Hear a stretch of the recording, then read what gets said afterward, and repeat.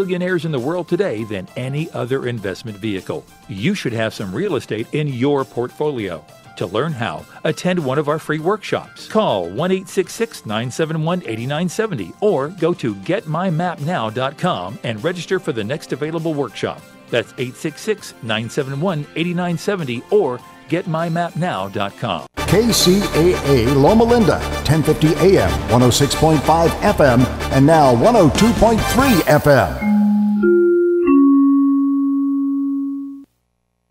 Nothing says love more than chocolate. So don't forget, Valentine's Day is Wednesday, February 14th. What better gift than Donna's Truffles that are made individually with love and care. Valentine's Day is a special day for everyone, especially when we have a romantic partner whom we're trying to impress. Give it a little thought. When it comes to Valentine's Day candies, nothing is more impressive than an elegant box of artisan handmade truffles of Donna's Truffles. These chocolate gourmet treats will melt their hearts the moment the flavor explodes in their mouth as they bite into that first piece. We can mix and match all your loved one's favorite flavors to give it that personal touch. Don't forget to surprise your family members and all the friends you love as well. With Donna's Truffles, they'll all feel special that you remembered them with an elegant gift and know that they are loved by you. Ask Alexa for Donna's Truffles. Google Donna's Truffles at donnastruffles.com. For more info, it's 951-682-2091. That's 951-682-2091.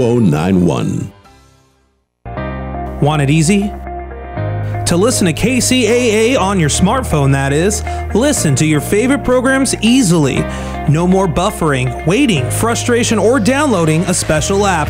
KCAA 1050 AM, 106.5 FM, and 102.3 FM have made it as easy as dialing the phone. Call our special dial-up phone number and listen until your heart's content. Listen in your Snuggie. Or whatever. Just listen. Or even on the road. Call 1-701-801-4444. That's 1-701-801-4444. And get ready to have your mind expanded on the station that leaves no listener behind.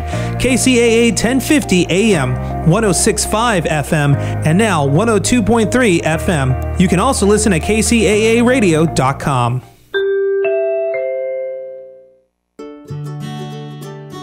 This is Dick from Carpet Masters. Carpet Masters has been serving the Inland Empire for over 60 years. We are locally owned and operated by the Stevens family.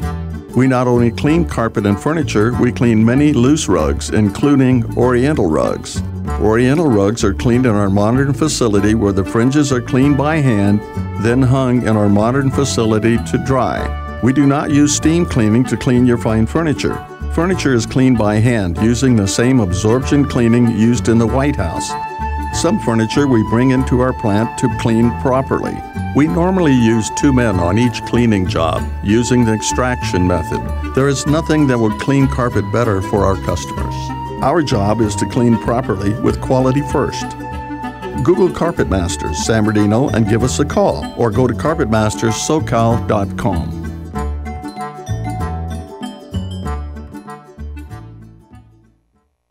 Hey Ryan, do we have any beer in the fridge? Nah, I thought you got some.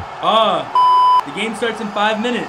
And you drank the last beer at midnight on Friday. I wish there was a place that delivered beer. Yes, I'm Captain Crafted. I'm here to bring you beer. That's Captain, C-R-A-F-T''D. Why? Because there's no E, just a D, as in deliver, because Captain Crafted delivers. That's right, the Crafted Beer Store in Redlands is now open for business with great prices and deliveries of your favorite beer, wine, spirits, water, ice, and mixers. Did I mention their great prices? That's CRAFTDBEER store.com or Fred Crafted Beer Store on Facebook.com. Make it easy. Google Redlands Beer Delivery. Look for Crafted Beer. Crafted Beer Store in Redlands is now open for business, and I'm here to deliver. The staff at Bassman Properties Incorporated reminds our listeners that many veterans are returning home over the next few years, and many are local. These heroes have elite military training and valuable professional skills. They also need jobs. That's why Bassman Properties Incorporated is encouraging all local businesses to make this the year we hire smart and hire vets. This message is courtesy of Bassman Properties Incorporated, located at 31500 Grape Street in Lake Elsinore, where they are always working to keep our community moving in a positive direction. You've tuned in to KCAA, the station that leaves no listener behind.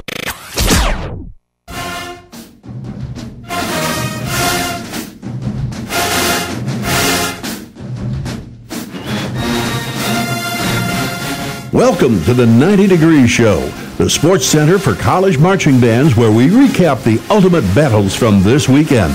And now, here's our host, the Phantom Podcaster himself, Joe Beard.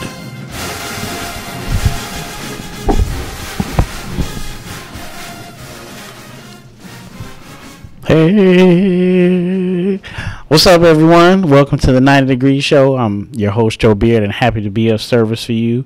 We appreciate all those listening through iTunes, Facebook, YouTube, Twitter, our website, our blog, or watching us on KCAA Radio's website, or Tiki, or wherever you are on the interwebs. If you're driving in your car or listening in Southern California, you're listening to 1050 AM, 102.3 or 106.5 FM. Thanks for listening. At the end of the broadcast, if you decide you like the show, then we appreciate a donation to the network. If you feel so in your heart, of course. Just simply go to themarchingpodcast.com and click on the donate button to help improve the show and help build our scholarship fund. Tonight's show is brought to you by Block Band Music and Publishing, SAY Marketing and Promotions, blockusup.com, and Kevin Pete of Remax Patriots Realty. We hope you enjoy the show. I want to tell you guys right quick before we get too much into the show, we want to say that if you are trying to buy or sell real estate in the Southern California area, please contact Kevin Pete of Remax Patriots. He will meet and exceed all of your needs. Contact Kevin at 951-858-5942. or email him at kpsaleshomes@sbcglobal.net. That's KP, his initials, Sales Homes, all one word, at sbcglobal.net. We welcome you to the 90 Degree Show, and we are back full strength. I'm sure Bridget will get on here pretty soon, but want to discuss one of the greatest events ever in the history of the world, the Honda Battle of the Bands. And we are going to talk about part 2 tonight. Last week we talked about 3 of the 8 bands. I think we talked about Miles, we talked about Alabama A&M, and it's another one that Hampton. Yes, we talked about those. So tonight we left off with Prairie View last week, so we'll go ahead and get into them, and we hope you enjoy our discussion about such. I want to say hello to the panelists who are here with me, the one and only owner and founder of the FifthQuarterForum.com, and one of the greatest Aggies of all time, Miss Christy Walker. How you doing in this podcast? I'm doing good this evening. That's one of the highest compliments you can give me. You all right with me, Joe? I appreciate it. You know what I'm saying? Ain't a please. There you are. And the owner and founder of Block Band Music and Publishing, husband to Storm, and the illustrious. Oh yeah, it is the illustrious owner and founder of Block Band Music, Rashad Waters. How you doing in this podcast, sir? What's happening? Got to represent the force here today. Doing all good, man. Hope you guys are doing good too. Yes. Thanks again for listening. We'll go ahead and get right into it. I know we got a lot to talk about tonight, but I wanted to give a quick shout out before I get started, because I always got to do it. It's good luck for me. Hello to Kennedy and Alonso. Hello. I hope you guys are doing well and listening to your mother.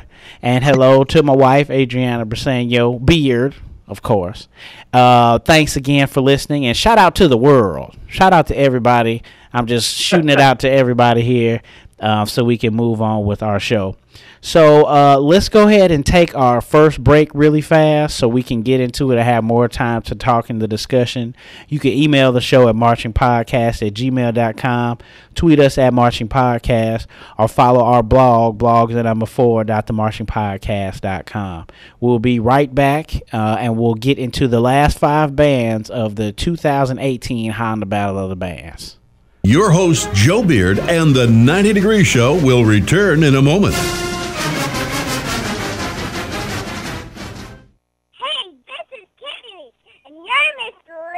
To the Marching Podcast. Hi, this is Yoko. You need to do Marching Podcast.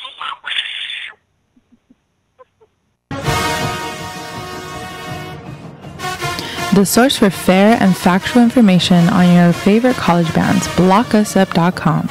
Well-written articles, in-depth band performance analysis, helpful resources for band directors, fun band-related topics, and exclusive interviews with some of today's brightest and most talented leaders of college marching bands.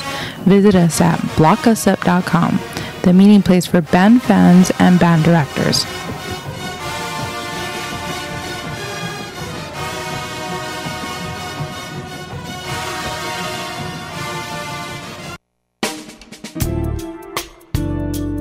Band directors, have you ever found yourselves in this situation? Showtime is quickly approaching. Your budget is quickly disappearing. Your music choices are narrowing. The equipment condition is wearing and your stress level is mounting.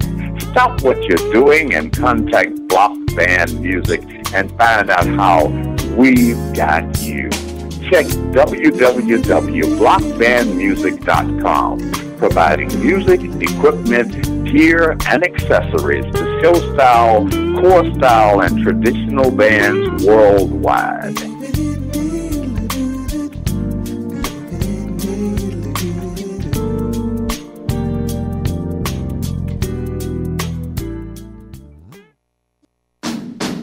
And now, more of the 90 Degree Show with your host, Joe Beard.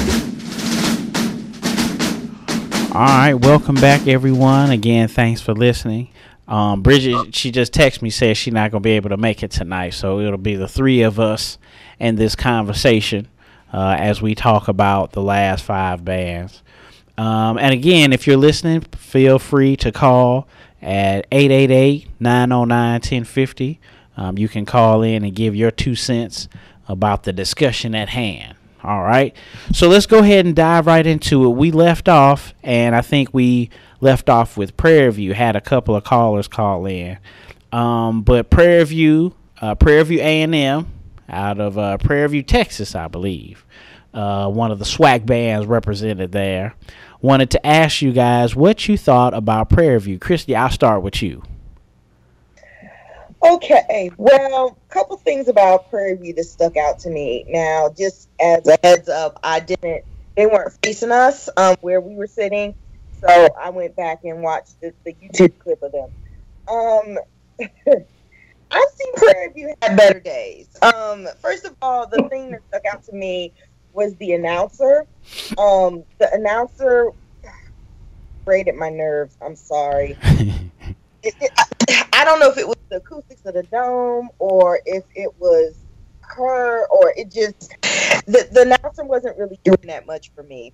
And I felt like the whole performance you could hear percussion more than you could hear the band. And like I remember sitting there at the actual event, all I heard was boom, da boom, da boom, da boom.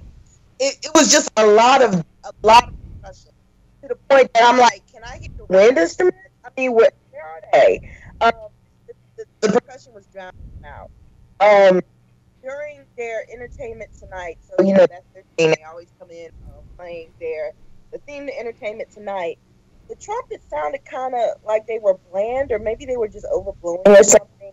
I like the fact that they did. It seemed like it was a tribute to Beyonce / Destiny's Child. That was like the theme of their show, so I did like that. The hurricane that they performed, and maybe I'm gonna let Rashad talk about this more, but so I know that they are the Storm. That's their mascot. I mean, not their mascot, but their band name. I understood that they were trying to form the Eye of the Hurricane, but it just didn't come across as like the execution of it wasn't really good. And the trumpet was screaming a lot throughout the show. I mean, really, it's sad because I'm a Prairie View fan. I really like Prairie View, and I've been a fan of theirs since like the 80s, to be honest with you. But I don't know what was going on with that program. I don't. That was the thing. That was the thing that jumped out to me. That was the first thing. I love the Entertainment Tonight, like how they come in. Like I really, really love that. Yeah, I really like that. I really dig that. But that was the biggest thing that jumped out to me. Same with you, Christy, was the Cyclone. I guess you know what it was supposed to look like. It didn't really have the greatest effect on me. Like when I saw it happening, I was like, oh, okay, I know what they're doing, but it wasn't like, it wasn't like super, super exciting to me. And that's kind of something that I was kind of thinking about. And then they made NYC. I was going to ask you guys why they made the NYC, because I wasn't sure, because I really couldn't hear the announcer as much on the video. So, they made the NYC. And then, this is something I want to ask you guys, like, real quick, and I don't know how much time we have to like, dig into it. But, like, the drum features. Does it take away from the entire band? Does it promote, like, this particular section over the rest of the band? Because it seems like it's being used to, like, identify, like, who won. Like, it's like an added phrase, or it's an added something to the show to make the show, like, really, really tight. But really the only two percussion sections I know that do that on a pretty regular basis are Prairie View and A&T. And right. I'm just going to go ahead and say that, like, I feel like A&T took that idea from, like, they were heavily influenced by Prairie View. Yeah, heavily influenced. Yeah. And so, to me, if the only thing you look forward to in the show is the drum feature, and we're going to get into Alabama State a little later today, but to me, like, if that's not with Alabama State, but I felt like the only thing you could look forward to at Alabama State show with the honeybees, like, if you only have that one feature or that one gimmick that you look forward to in the show, it kind of takes away from the overall show for me. Rashad, what do you think, man, about like drum features or whatnot? I like them.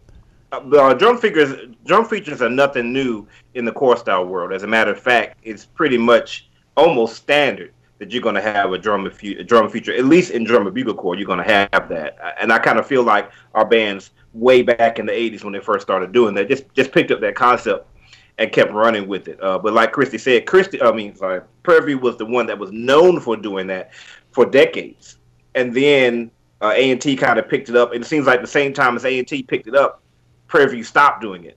And so A&T, with YouTube and all that type of stuff, they really became the ones that were more famous for doing it recently, and now Prairie View has picked it up from doing it again. But I love it. There's nothing wrong with it at all. I think it really gets out, because all the rest of the show you're just hearing horns all the time, so it gives you an opportunity to really see what your drum line is all about. Yeah, I mean, I guess that's more exciting. I was just wondering if that is a crucial part of the show, or like Chrissy just said, is that a gimmick? You know what I mean? Like, is that something that's going to jump out at the show? Another thing I also noticed is the whole acrobatic thing. Like, they had like a dude on like some shoulders, and then they had like two dudes with them, and then they was like spinning around. So I halfway want to say, like, okay, well, it's going to be the drum, but it's also going to be like a gymnastics show.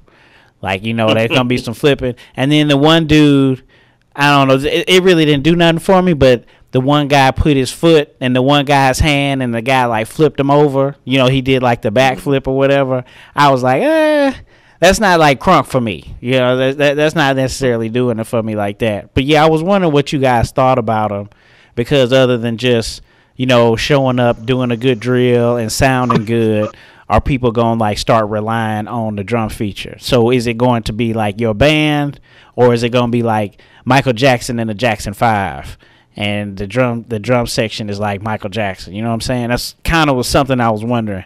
Rashad, what did you think about Prairie View, man? So just like Christy was saying, I saw them from the back, and I heard the exact same thing that she heard. It was so much drum in the back. I mean, it was just tenors, boom, cha-dum, ba-dum, ba-dum, ba-dum. However, I will say that sound was completely different to me from the front. Once I watched the video, I liked them a lot more, because when I saw them from the back, I couldn't hear them as loud as they were. I couldn't hear anything. But some of that I do think has to do with the acoustics of the Georgia Dome. I mean, of the Mercedes-Benz Dome. That all of their sound was just being sucked up, and the drums that were right in front of us were just dominating that sound. However, that's not something that happened with any other band. Not one band did we hear that problem. So maybe they were too loud, but from the front, it sounded fine. They started their show. They had a cool drum major entrance. Of course, they did make the traditional V. It was a little off, as it usually is. To make a slant that long is tough to do. And I don't think I've ever seen Prairie View execute it perfectly. So they need to continue to work on that. They did make the NYC formation. Why? I don't understand. Again, I couldn't hear the announcer, but like, were the songs from NYC, or like what was going on here? Why would you come to Atlanta and make NYC on the field? I just didn't get that. So maybe somebody will call in and let us know. They made the storm formation, which was, to me, was a fail. I mean, from top to bottom. Number one, we could see from the back that there was a wagon on the field that is responsible for blowing the smoke from the storm. Well, first of all, why would you have that wagon on the field during that entire time while they're drilling before they make that? Somebody could have easily brought that wagon on the field right before they made the storm. To me, that was an insurance claim waiting to happen. I mean, somebody waiting for one of those kids to, it was either insurance claim or a viral video waiting to happen, man. They could have put that wagon out there much later. And the wagon was completely ineffective. The smoke, I don't know if it wasn't enough smoke or if it just didn't go at the right time, but it was perfectly fine without that. As far as them unraveling the shape, it wasn't really effective. And I'm going to take, I think it was Christie's term, or it was somebody else in the skybox, but they were doing struggle running. I loved it, because that's exactly what you're doing. You're supposed to be double timing, which is basically just marching faster. But some people were just literally just running. And some of the people that were running were doing it very, very poorly. If you watch that, it's like, you look pathetic. You look like you're out of breath trying to unravel this shape. So you guys need to work on that. Their Dance Girl song, man, they were putting out a lot of sound. Prairie View is one of the most powerful bands that were there. They were putting out huge amounts of sound. So I got to give it to them. Again, from the back, we heard that, but then all of a sudden it was drowned out by the drums. But for the front, they were really putting it out.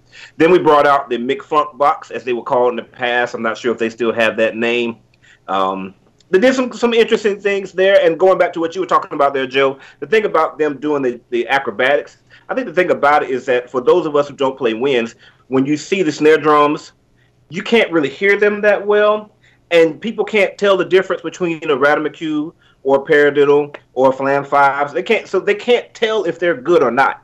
So I think it's a good idea to have the snares to do their feature, but then on the side the bass drums are flipping or something, because that way the audience can look at them, but the people who understand what they're listening to can actually sit there and listen to the snare drums. I think it's a pretty cool idea. I think they may have had a little too much going on at one point, but some of the things that they did was cool, like having the one multi-tom player in the middle and having other guys go around him. That was pretty cool. And the cymbal toss, everybody was excited about that, because they launched that thing like, gosh, I don't know how far, but it was like it was going out the stadium. They had a good energy during the dance routine. My main thing with Prairie View show is I thought they had a lot of energy. I thought the show was decent. I don't know how well it fit together very well. I don't know. The show just didn't do it for me. It was a decent show. It just wasn't a great show. Yeah, I agree with that part. Yeah, I know a lot of people I saw like on Facebook and talking about it, they felt that Prairie View had the best show, or like they were one of the like top bands there. But it didn't like jump out. Nothing that they did, well, nothing really anybody did in the A bands like really, really jumped out at me. But again, that's the main thing that I thought about. Like, were they thinking about the drum feature? So if you're going to do like a battle of the band, should you have like a drum feature to help get house? Like, is that something that should be standard? Or that was kind of the main thing. The thing that I did like about their show, I mean, I like their show, but a lot of bands was doing this from what I saw. Like when they make the letters from their school, it's like super basic. I wish like that they would do more or like add more to than just seeing the PVU or like the BCU and all the stuff like that. Just having just those basic letters, just basic huge letters on the field. That looks boring to me. I wish they would maybe change one of the letters up or add some lines or something like that. It would be more appeasing to the eye. Remember, HU made HU on the field and then flipped it into VA, so that was something that was different. Right. Yeah, pretty much everybody else just made big ones. Right. They also did like a star formation or something like that close to the end of the show, and I like that better. And I don't know if that was their band brand or something like that, but I think they could work with that more than just the basic PVU. So it looked like we are all kind of on the same page about Prairie View. I like them, and like you said, super powerful. They sounded good, but it's just the drum feature. I'm still kind of like juggling that in my mind. Like, did that help them win? Did that add to the show? You know what I mean? All right, so that's cool. Who was the next band in the rotation? A&T. Okay. So we talk about Christie School here. So A&T also did a drum feature. But I have to say, I'll let you go first on this one, Rashad. I really liked them starting off with We Are the Champions. That was dope. So for all the listeners that don't know, A&T won the Celebration Bowl, the football championship, and that was like pitting the MEAC against the SWAC, so like the major HBCU football championship that we have today. And since they won, they were actually, and then I felt that the emotion and the energy from it too. Like they were really cranking that song, and the announcer said something like to back it up. So I thought that was like the perfect entrance to their show. What else did you think about A&T, Rashad? So it was funny. I actually missed the very beginning of their show. I was meeting up with a friend. I didn't know that was there. They performed right after 112. So I was like, man, gosh, I hate missing their show because they always do such a great job.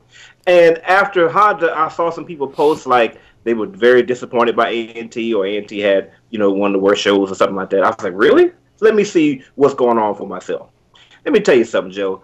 Those guys don't have a clue what they're talking about, man. A&T did a fantastic job. They opened up with that fanfare, which was We Are the Champions, like you said. Although what they did was they made a couple of blocks and made the blocks move closer to each other. To me, it would have been more effective if the blocks were moving closer to you. I mean, with the sound and everything, but still, it was pretty cool. They also put the Olympic podiums on the field, yes, which was a cool idea, but they didn't put anybody on the middle. Like, you can't have the Olympic podiums and not have somebody on the gold medal position. Yeah, that just didn't make sense to me. But overall, it was a very exciting drill. And I think that the people that didn't give them credit don't know what they were looking at, because they were doing a lot of very quick transitions, a lot of very fast backwards marching, which is not easy to do, and getting into straight lines. Their drill was very difficult. I would probably give them the highest score of difficulty for drilling throughout the entire day. I mean, they were really doing a lot, very fast transitions. And they were marching very, very hard, and not just being lazy like some bands were doing. I'll jump into Cold Steel here. So one guy, they started out by making a human circle, which was cool. Well, one guy picked up two other people, and another person ran and jumped through the middle of them, like a dog jumping through the the hoop of fire. That was pretty cool. The tenor drums were rolling on their shoes and things, and I wasn't really sure which percussion feature that I liked better. Prairie View's was longer, but it seemed like A&T's was shorter, but A&T's was cleaner in their execution of things. But they didn't do as many gimmicky type of stuff, but they did more playing type of stuff. I couldn't tell who was better as far as the snares were concerned, but A&T does have tonal bass drums, so it's kind of is that fair to compare them? Because if A&T comes out there and does a huge tonal bass drum feature and it's awesome, and Prairie View doesn't do it at all, do you automatically give that win to Cold Steel? I'm not sure, but I like both of them. As far as the Dance Girl song was concerned, I saw more dynamics from A&T than most other bands. Initially, I didn't like the fact that it seemed like in the middle they got soft. I said, what happened here? Like, why is this Mezzo Forte coming at me? But then after comparing it to other bands that came later, I appreciated the fact that it just wasn't double forte coming at me at all the time, that it was able to come off a little bit and then come back at me again. It's like, okay, I feel you there. I'm feeling that contrast there. Let me see here. But the one thing on complaint there is that during the Ebony Fire feature, I'm sorry, that's law school, Cold and Delight feature,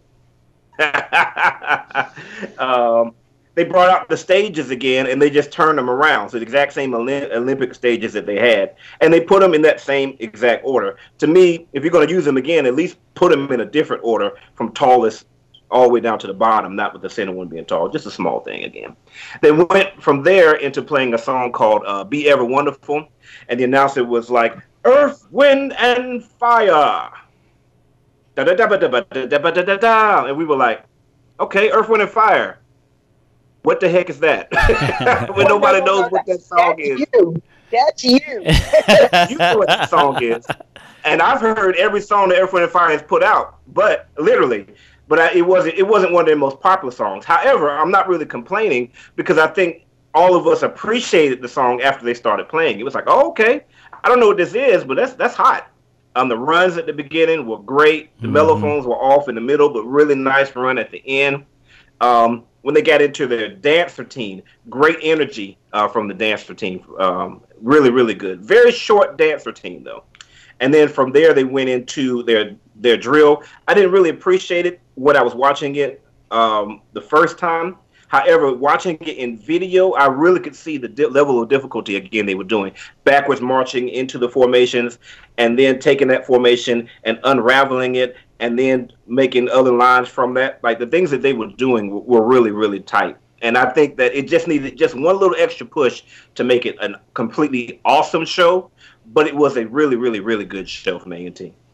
That's what's up. Christy, what did you think about your school? Well, okay. I will try to keep this rather short and sweet, because I do have a bias coming in. It is my alma mater. I have to say to A&T and some of the other bands that I saw at the Honda, more specifically Tennessee State, Bethune-Cookman, and Alabama A&M, I really liked their sound this year. I mean, it was just an overall, we really had some really balanced sounding bands at this event, and I thought A&T was another one of them that I would put in that category. I thought that the show was pretty high energy. Like, they kept their horns to the front, and like Rashad was saying, it was, you could definitely tell the difference in the sound. Like Rashad was saying, the drill was very difficult. It had some core elements in it that I appreciated. When they formed the interlocking A&T, I thought that it was a little bit crooked at the top. I mean, of course, I know what the logo looks like because, I see it, in being an alum, I see it. So I know what it looks like and I know what to look for, but I don't know if everybody would have recognized what that formation was in their drill piece. Yes, they did the Cold Steel feature, similar to Prairie View A&M, and I thought that was fine, but I just, this is just a thing that I have. I don't want the Cold Steel feature to overtake, the band. Right. And, Cold Steel's a part of the band and not vice versa. And so I just want to be aware of that. But, I mean, it was a good feature. The Be Ever Wonderful, I don't know, Rashad. I instantly knew what the song was. And I think what you may be trying to get across is that, like, Be Ever Wonderful, you're right. It isn't like Reasons or, After the Love Is Gone or, any of it. I think you kind of got to be a music head to know Be Ever Wonderful, like, at least in our age group where, of course our parents are going to know it, but, like, You got to be a EWF head to kind of be ever wonderful. But I mean, it sounded really good. Like that was one of my favorite arrangements of the whole Honda. And shout out to Thomas Warner who did that, and he's a long time. I've known him for years, and long time. So shout out to him. He did a really good job on that. Did Thomas do that, or did Aaron do that? Maybe, I don't know. Did Aaron do that? I think Aaron did that. Yeah, Aaron did that. I think what I got confused with is that Thomas was conducting it. Okay, so my mistake there. But shout out to Aaron too, because I marched with him. So anyway, but yeah, overall, I thought it was really probably one of the better shows. And I'm not saying that just because I'm an alum and everything, but I mean I thought it was one of the better shows of the day. Yeah, I like you said, I think Rashad said it. I always notice A&T and their dynamics. I think they do a really good job of going through the whole spectrum of being like super loud and then being super soft. And I think it adds more to their show. I always think that A&T is like, if not but one of the better halftime show bands. Like they're going to put on a really, really good show. And they didn't disappoint me in the Honda here. I'm glad you brought that up about the logo, Christy. That's something that I could, that's more appeasing to the eye.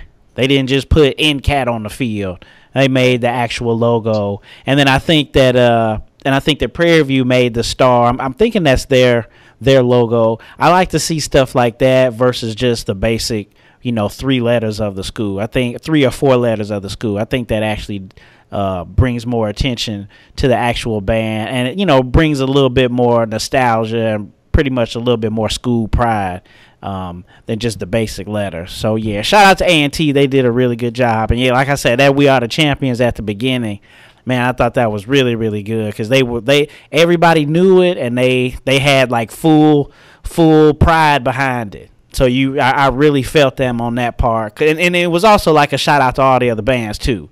Like before we get started, y'all know we won a Celebration Bowl, right? It was kind of how like they started the show. Undefeated, just FYI. Yes. Christy has actually continued to post that past the football season. Yes. A&T was undefeated this year. So, yeah, just in case the listeners didn't know, their football team was undefeated. Let's go ahead and get into the next band. What was the next band that came after A&T? Alabama State.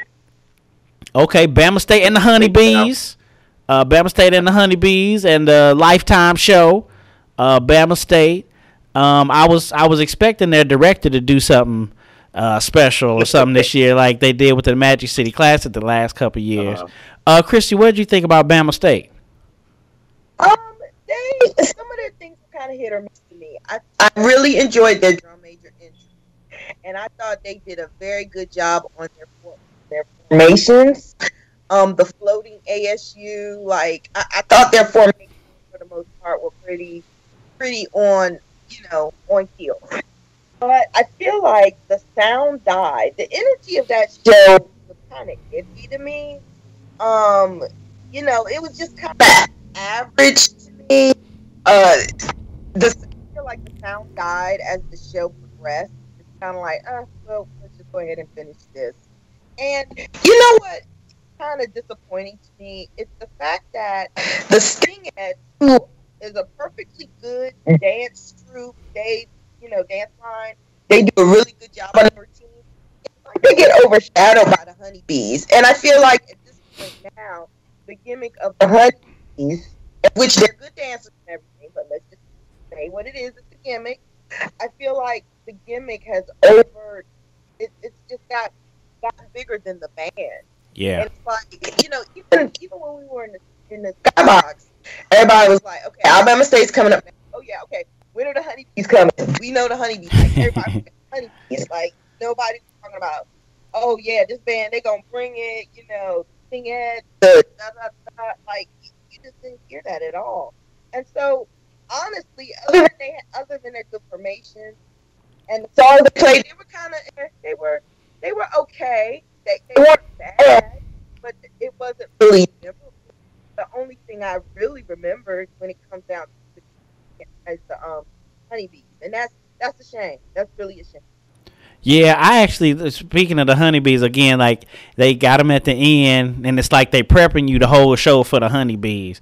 I noticed that they like did a drill and then they danced for a little while, and then they like went back to the drill. I like seeing that they were like mixing up their show, kind of like microdosing the show to giving you a little dance here and then a little drill at the end. But man, I ain't gonna lie, man. I did like the honeybees outfits. I did like the shiny silver looking stuff, but man, I'm starting to get nervous with all that flipping and all them cartwheels they were doing. So like the one girl got down and then like all of them were like flipping over her back. I don't know what it is, but that made me nervous. I started getting scared for her. Like a circus act. This is not a circus act. I just don't like that. Yeah, that's the part with me, and it was just like, man, I was just getting me a little nervous. But yeah, it's definitely like they're prepping their show like for the end. Oh, the climax, and then the climax here is boom, it's the honeybees. You know what I'm saying? So yeah, people not even really tripping off the Stingette so much to me. Rashad, what'd you think about Bama State? And then we'll go to our second break. Okay, so with Alabama State, they started out with a drum major entrance, which was completely uneventful. I mean, we saw a lot of great drum major entrances, but they just came out and just kind of leaned their head back a little bit. Okay, we're done. Blow the whistle. I mean, come on now. Let's do better than that. We saw much better than that at the Magic City Classic. With the next entrance, a little fanfare that they did. You could tell that they were really playing with a lot of closed throats. And that was the case all throughout the entire show. It was very hard for me to really appreciate this show because of how it sounded. They were just, the throats were so closed. It's like, instead of type of sound. They did Fantastic Voyage. And they made a spaceship, which I didn't see before. I didn't see that from the back. But I did see that from the front. It's like, okay, that was creative. That's something that you would do for a Honda show. It looked like a hamburger to me at the bottom. But I could tell it was a spaceship because of the smoke at the bottom. So I was like, okay, I kind of see what you're doing there. That was creative. But the marching was such low energy in the marching there. Come on, guys. Let's get it together. Then they made ATL and they played Welcome to Atlanta, and that was a pretty cool idea. I would have thought they would have danced a little bit more when they did that, but they went right after that back into Fantastic Voyage, which I don't understand. To me, that was a prime opportunity to go into a completely different song and keep that energy going.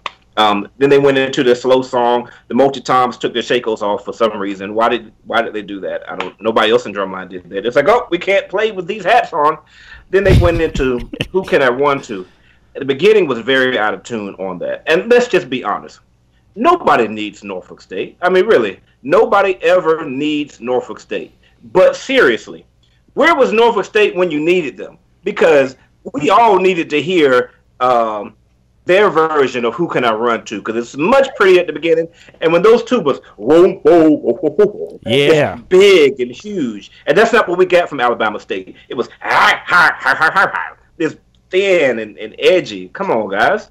And blow the horn. Huh? They were trying to crank and blow the lacquer off the horn. Yeah.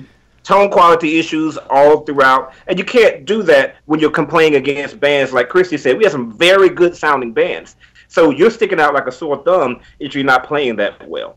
Here's the thing about Alabama State real quick. The Alabama State issue is the fact that a lot of times they can overpower other bands. So you don't notice the fact that they may not sound as good. Well, the first problem is they're not as big as they were before. They used to just be able to do that. They're not as big as they were, so it's harder for them to overpower other bands. Now, also, Tennessee State is very loud. Bethune-Cookman is not loud, but really big. You know, A&T is pretty decently loud. So you can't just come to Honda expecting that your loudness is going to win people over. Not unless you like selling, blowing everybody out of the stadium. It's not going to happen. You're going to have to do more than that. The dancers, I thought the Stingettes were very good. And I noticed the bass drums were doing some moves during the Dance Girl song. I thought that was pretty cool. They definitely had the best double time of the night. But they actually were marching twice as fast, not just struggle running like Prairie View was doing. But their dance routine, so low energy and slow dance, you know. Hey, oh, I mean, come on, man. The announcer said, hey, here's what you've been waiting for, which I thought was cool for him to say that. It was very energetic. But at the same token, if you're saying, here's what you've been waiting for, which you was talking about the Honeybees, what does that say about the band? You know. Right. But the Honeybees, I loved them. To me, this was their best performance I had seen from them. I love their outfits. I thought Cake was a great choice for a song. I thought it had some really cool dance moves the entire, that you could see their personality getting into it. And I thought the band was playing the way that they were playing to their strength. Alabama State plays a certain way. When they play Who Can I Run To, it wasn't to their strength. When they played Here, it was awesome. They came off the field to They Blow Down, which is Don't Save Her, You Don't Want to Be Saved, which didn't sound good. The Honeybees weren't doing anything interesting there, which they could have done to help with the show. Overall, the show was pretty boring. Other than the spaceship and the Honeybees, it wasn't a Honda show. And I was just really disappointed. It seems like they get up a whole lot more for the Magic City Classic. Yeah. I was just thinking that, man. It's definitely you looking for them at the Magic City Classic, but it was just an all right show. Nothing jumped out to me. Let's go ahead and go to our second break, and then we got the two last bands to talk about: Bethune-Cookman and Tennessee State. We appreciate all of those. Listen to the 90 Degree Show. Come check us out after the break. Your host, Joe Beard, and the 90 Degree Show will return in a moment. This is Janice Craig Hartsfield, proud Spelman College alumni, class of 1964, and you're listening to the 90 Degree Show here on the Marching Podcast Network. Hello, everyone. This is Joe Beard from the Marching Podcast. Is your school, club, or organization looking for high-quality decorated apparel to outfit your students, staff, club, or team? Tired of the same old boring white t-shirt? Are you in charge of the upcoming fundraiser or special event but don't really have time to troll the internet for ideas or compare products? SAY can help with design and product selection. We can even assist with ideas on conducting an effective fundraising program. SAY can help you save time and get your message heard. So call 1-800-975-3156. SAY Marketing and Promotions. Give your brand a voice. The Marching Podcast Network is a network of podcasts with the purpose to inspire, educate, and show positive images in our community. Our network produces podcasts about college marching bands, business, health, finances, college preparation, spirituality, instrumentation development, along with one-on-one interviews with strong role models in our community. Looking for a podcast network that educates and inspires to make our world a better place? Then listen to us.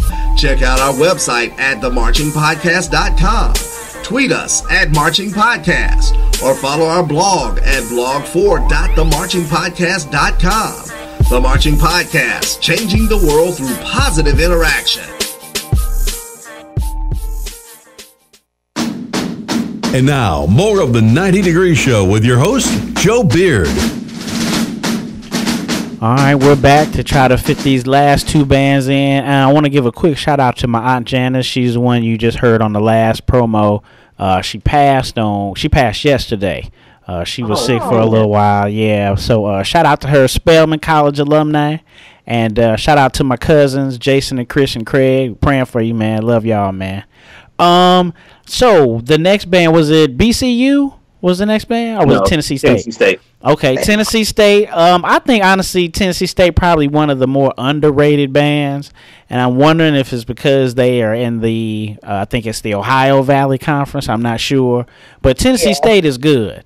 And sometimes they don't get as much of the props as they should. And shout out to Diamond Fraser. She's one of our scholarship recipients. She is out there marching out there at Tennessee State. Christy, what you think about Tennessee State's performance? Tennessee State is, you're right, they're kind of underrated, but they shouldn't be. They were one of the better performances of the night. I would put them way up there. I was very impressed with their show. I thought they have one of the most balanced sounds in all of HBCU bands. They really do. Yeah, they're really doing some good stuff out there. Shout out to Tennessee State, and they've always been a musical. They've always been very musical, very very balanced throughout the years. But anyway, I'm not going to say much about them. I enjoyed their show. I enjoyed their drum major entrance. Like I said, at this point they can't really do a lot that's strong in my eyes. The only little blip I'm going to comment about is when they formed Oprah. Yeah. So Oprah's a graduate of Penn State, proud graduate, and they formed the word Oprah on the field, but the R was looking kind of eh. It was kind of eh. The R in Oprah looked like Oprah. I don't know what was going on. Yep. I don't know. Anyway, but you know, I'll let that pass because everything they played sounded well. I really enjoyed the arrangement of 5 Steps by Drew Hill, and I really, I don't have a lot of complaints with them. They had good energy, good balance. They were all right with me. Yeah, that was another thing I had thought about too. I was like, I wish Oprah could have looked better than that. You know what I'm saying? Or maybe they could have just brought Oprah on the show or Oprah on the field. Maybe they could have done that. That would have been crunk. That would have been tight. And she didn't have to sing or nothing. She could have just walked out there because it's Oprah. You know what I'm saying? Rashad, what do you think, man, about Tennessee State's performance? I'm right there with Christy, man. I thought that their show was definitely one of the best of the day. Great drum major entrance. I wasn't expecting it. When I saw the dude get on the other dude's back, I was like, oh, okay, here we go with this. Whoa, there's a guy flipping over top of him. I was like, wow, that was really awesome. They had so much energy. They definitely had the hypest opening to me. And great announcing. I don't know what he was saying, but I was hyped. He was getting me so hyped. Sophomores, juniors. I think I heard that after listening to the tape. That's all I heard. But doggone it. I was excited, you know.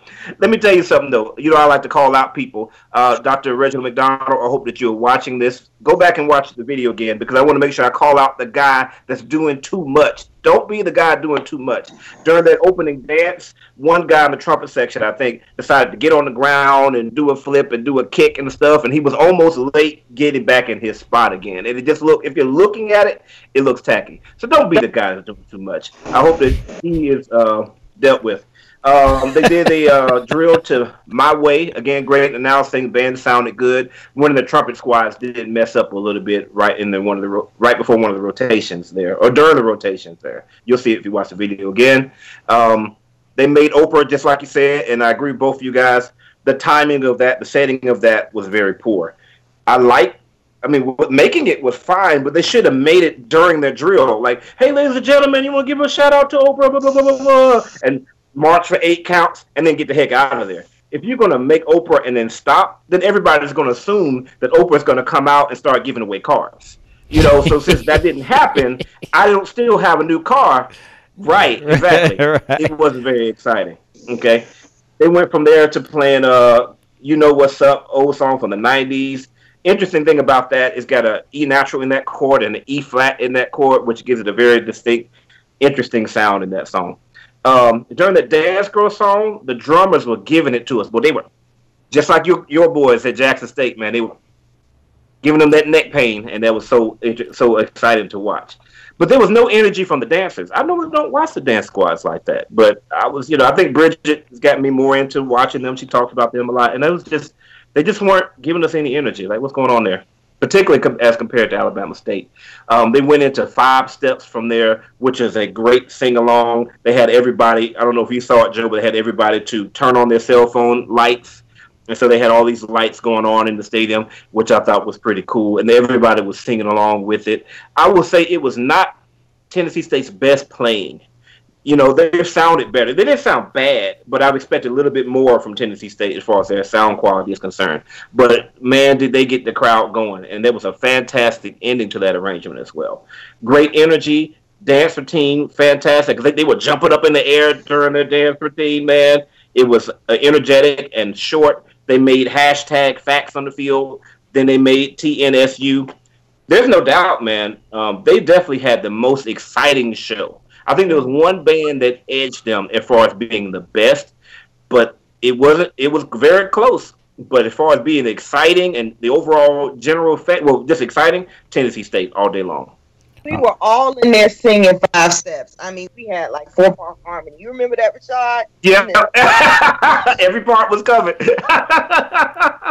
Yeah, that's what's up. I really I really enjoyed their show as well. I think I kind of said most of the things that had jumped out at me. But again, the basic TSU. I mean, like, I wish they could do something else. That is their logo, though. The way that the T is, I just wish I could see more with it.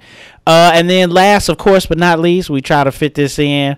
And I want to see, like, who you guys thought was the best overall before we close out. But Bethune-Cookman, always love to see Bethune-Cookman because they're so consistent. Of course, we would like to see more from them, but what they do consistently is good. So, Rashad, what did you think?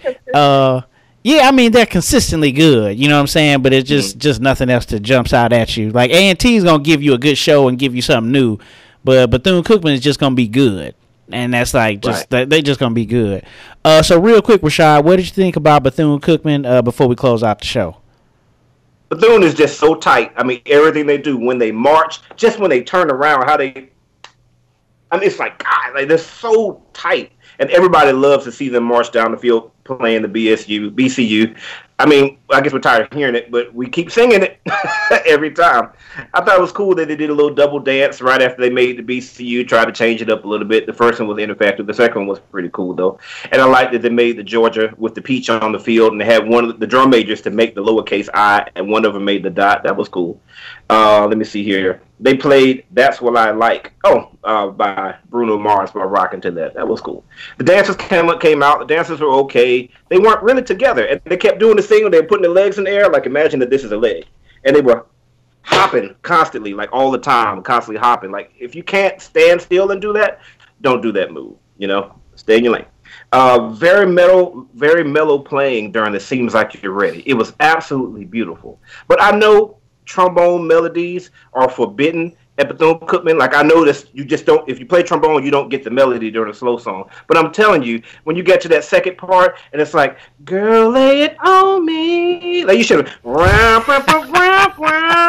you know, we gotta have a little trombone on that. Just a little bit. Nice modulation and beautiful all the way through, beautiful baritone reprise at the end.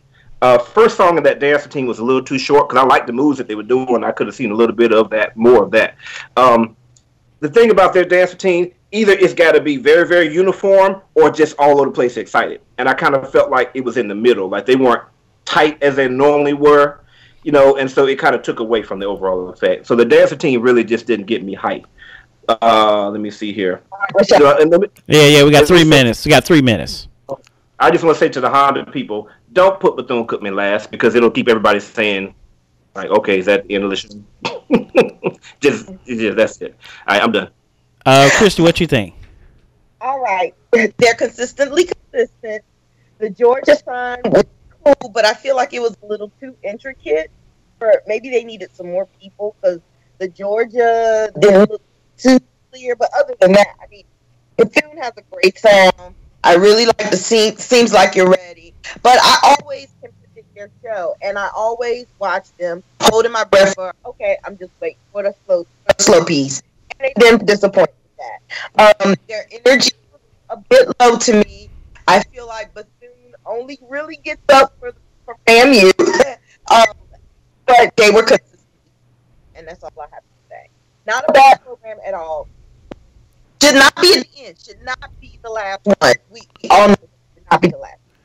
Yeah, no. So I'm glad that you guys broke that down for me because I didn't know what they were forming and I didn't know that was Georgia. So yeah, Christy, you're right. It was too intricate because it was too intricate for me. I didn't see what it was, and that's what I thought. I was like, is that a peach? But what exactly is that? And the only thing I didn't like about them, and I'm going to ask you guys who you guys thought was the best, they just ran off the field. I hate seeing that. Please come off the field to something. March off the field, even halfway how people like starting to jog and they're like, oh, getting crunk before they get to the end of the field and then they like play at the end. Do something. Because I did not really like how they just got off the field like that. That just was a kind of a turnoff for me. So, Christy, overall, out of the 8 bands, who do you think like left the most favorable impression on you? I know you're asking for one, but I'm going to give you 2, and that's A&T and Tennessee State. I enjoyed their shows the most. Rashad, what you think, man? I'm kind of with Christy. It was really close. I think I would give A&T the edge by a little bit by the difficulty of their show, but it absolutely was not a blowout. Those two bands were right there together. That's what's up. Yeah, I thought A&T was up there because I really like that We Are the Champions and they sound good. So like Alabama A&M sounded good as well. But yeah, I have to agree with you. I really like Tennessee State and what they're doing. This one was like really good overall, but nothing really, not one like jumped out at me well. So any really quick, I just want to say if you want to help sponsor or patron the Marching Podcast, please contact the show and we'll give you the criteria so we can start to put up your business using our platform. Thanks again to Christy. Thanks again. It's been a wonderful year having you with us. Thanks to you, Rashad, as well. And thanks to Bridget. I know she couldn't be with us tonight, but thanks again for all you guys and your time. I really appreciate helping the Marching Podcast out, and we'll definitely be looking for you in the future. We'll come to the end of our podcast. Check out the website and donate what's in your heart to themarchingpodcast.com. Like us on Facebook. Follow us on Twitter. Thanks to you for listening. And remember, the lectures you deliver may be very fine and true, but I'd rather get my lesson by observing what you do. See you next time. And that's it for the 90 Degree Show for this week. Tune in next week with Joe Beard, where the marching band battles continue.